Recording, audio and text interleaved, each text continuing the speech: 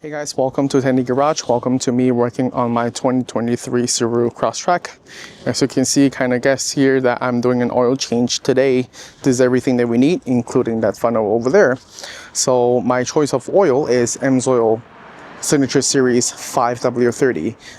You may ask the car cost for 0W20. It's a whole debate of 0W20 is better, 0W30, 5W20, 5W30. I'm not going to get into the whole debate like that. This is just my choice of oil, and it has an equivalent of the Subaru certification. That's the most important part. And I'm doing an oil filter change as well. This is the part number, and it's a black filter, the black tall filter. That's what came with the car when I bought it, and pretty sure that this is the correct filter for it. And we are going to need our safety glasses. I'm gonna put it on right now. Just disclaimer that I have the Fumoto Valve installed last time when I was doing an oil change, so I'm just gonna use a flexible hose instead of whatever the drain plug size that you have underneath if you have the OEM plug. And instead of struggling with the oil filter, I have this oil filter adapter. Normally you should be able to undo it by hand and do it by hand, but last time I wasn't able to, and this was on sale, so this is an amazing tool to have. And yeah, let's get started.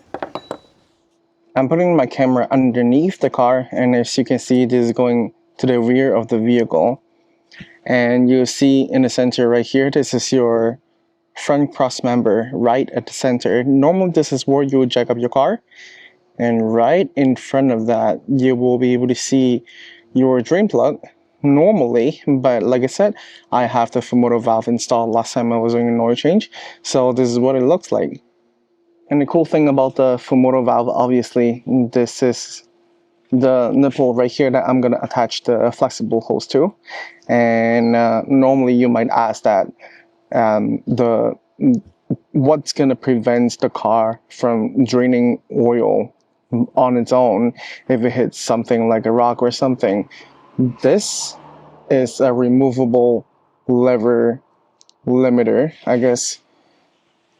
So what I'm gonna do, because it limits the movement of the lever, so I'm just going to remove that. So I'll just simply pull that off. I'll set it aside. It's reusable, and it limits the movement of this spring right here. That we are going to turn it past its threshold, and then it's going to drain the oil. I'll pull back the camera, and well, actually, before I do that, I'm going to attach my flexible hose. Just like that. I'm gonna point it towards where my drain pan is going to go, and we're gonna pull the lever. I'll pull back the camera so you can see better, but essentially this is how we're gonna drain the oil. No bolts, no nothing. I didn't even jack up the car. I'm in kind of an awkward situation or awkward spot, but it's going to work. Literally, that's all there is to it. I'm just going to pull off the lever so that the valve is open and the oil will drain. So let's get to that.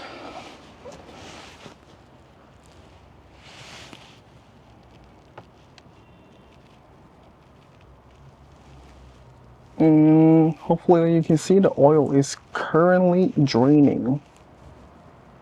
So at this point, there are two things that we would need to do. First of all, we're going to undo the oil filter, and we'll undo the oil filler cap. But today is very dusty, so I don't think I'm gonna remove that. And before I even use the filter wrench, I'm gonna try to do it by hand.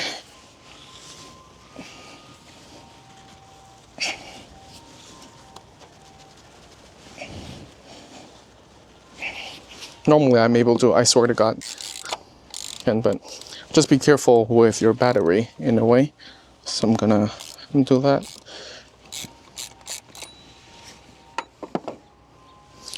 And now I'm gonna literally just spin it off like that. I'm gonna clean off a little bit excess oil in here. That pull right there. I'm gonna loosen the oil filler cap a little bit. Not all the way, simply because it's too dusty today. clean off pretty much all that I could. So what I'm gonna do now is to prep the new oil filter. It's very dusty today, windy. So I'm going to take this one first, and there is like a protective layer. I'll just twist it off. I have my gloves on, and I'll take a tiny bit of the new oil. Use my pinky. And you see there is an O-ring in here. This is your O-ring. So what you want to do is to take that dab and lubricate all around so that it will go on smoothly without any unnecessary resistance. It's always a good idea to lubricate the O-ring, any O-ring anyways. So I'm gonna do that. All prepped up. So this is going to go back to here. Spin on. And I'm gonna tighten all the way. That I couldn't anymore. It's a little bit oily. And I'll take my torque wrench. Set it to, what was it, friend?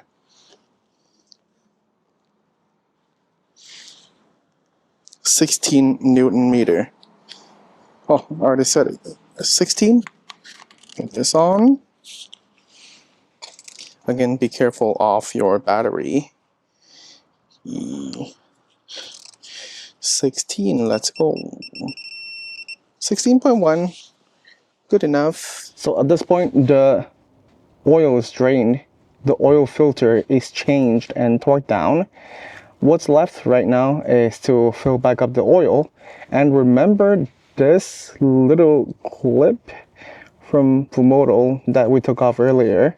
So this is actually prevent this lever from moving, because if we need to drain the oil, we're gonna pull back the lever and then pull down, and then this is gonna drain the oil. So if we add back on this clip right here, just know that there is this slot that's gonna go on the lever basically. Oh, my gloves are stuck.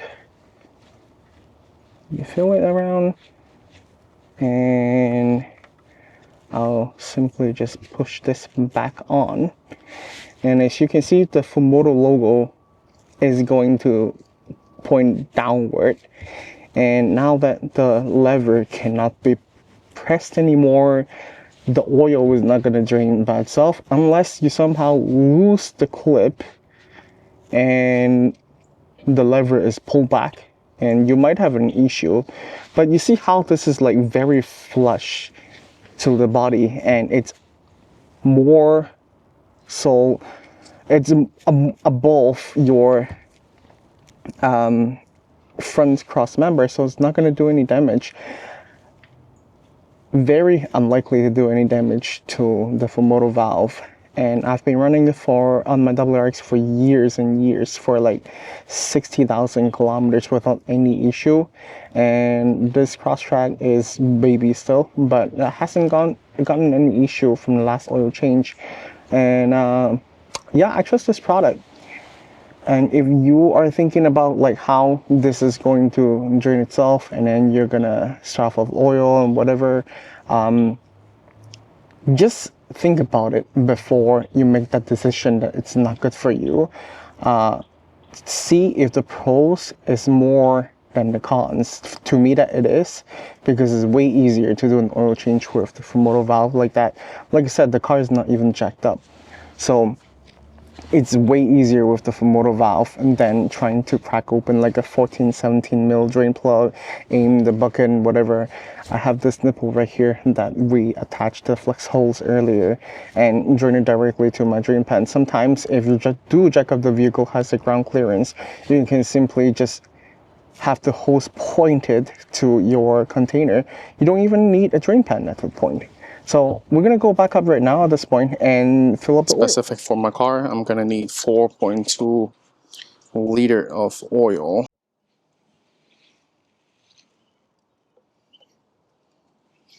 At some point in time you're filling up with your oil, you want to crawl underneath and make sure it's not dripping anything whatsoever.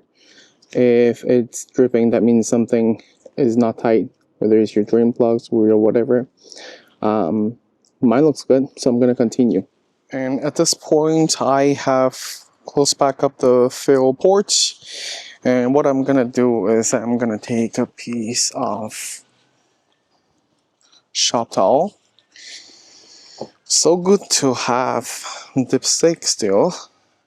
I'm gonna clean the old one off. I'm always paranoid about changing oil, changing anything important like that.